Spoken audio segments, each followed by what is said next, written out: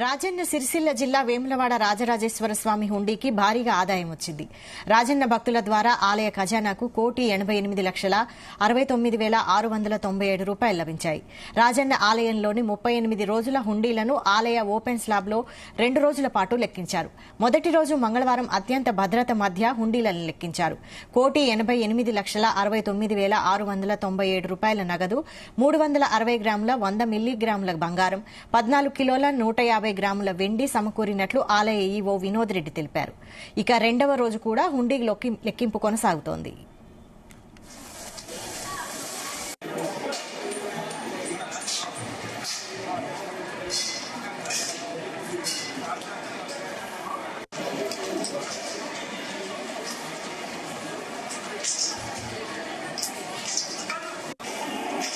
photo एक तरह की